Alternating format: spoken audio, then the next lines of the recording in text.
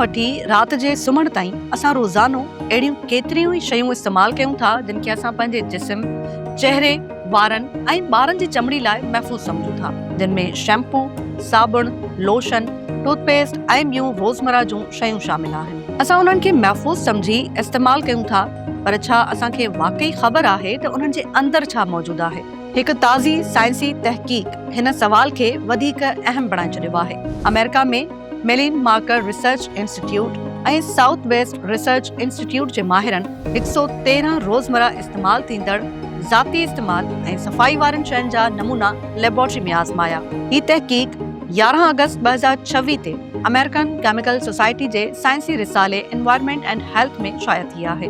तहक़ीक़ में शैम्पू, साबुण, लोशन, सनस्क्रीन, ॿारनि जूं शयूं, टूथपेस्ट ऐं घर जी सफ़ाई वारियूं शयूं शामिल हुयूं।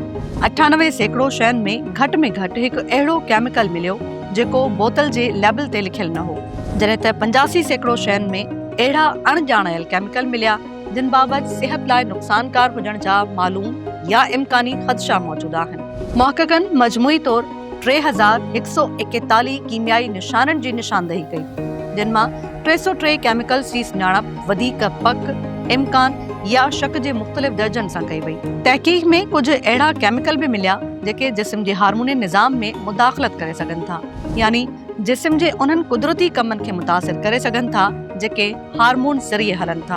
उन्हनि मां कुझु केमिकल्स बाबति अॻोड़ियुनि तहक़ीक़ुनि में ज़रख़ेज़ी, हमल, वज़न, शुगर, एलर्जी ऐं ॿियनि सिहत जे मसइलनि सां लाॻापियल ख़दशा ज़ाहिर कया विया आहिनि। पर ही तहक़ीक़ पाण इहो साबित नथी करे त उन्हनि शयुनि जे इस्तेमाल सां लाज़मी तौर कंहिं माण्हू खे उहा बीमारी थींदी। हिकु ॿियो अहम इंकशाफ इहो हो त 26% शयुनि में अहिड़ा केमिकल्स मिलिया जेके पाण प्रोडक्ट ते कयल दावाउनि सां टकराव में हुआ। मिसाल तौर कुझु शयुनि ते लिखियलु हो त उन्हनि में ख़ासि केमिकल मौजूदु न आहिनि, पर लेबोरेटरी टेस्ट में उन्हनि केमिकल्स जा निशान मिलिया। कुझु शयुनि खे 100% कुदरती चयो वियो, पर उन्हनि में मसनूई केमिकल मिलिया, जॾहिं त कुझु शयुनि खे हसास चमड़ी लाइ महफ़ूज़ करार ॾिनो वियो, पर उन्हनि में अहिड़ा मादा मिलिया जेके हसासियत या एलर्जी पैदा करे सघनि था। पर हिते हिकु अहम वज़ाहत ज़रूरी आहे।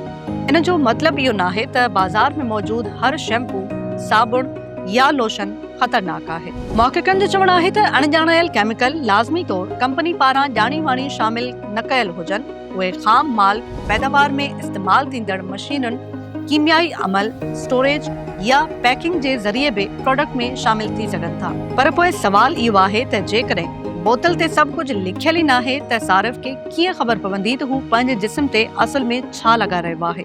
ऐं जेकॾहिं कंहिं प्रोडक्ट ते लिखियलु हुजे कुदरती नुक़सान खां पाक या एलर्जी खां महफ़ूज़, त छा सिर्फ़ लेबल पढ़ण सां उन ते मुकमल भरोसो करे सघिजे थो?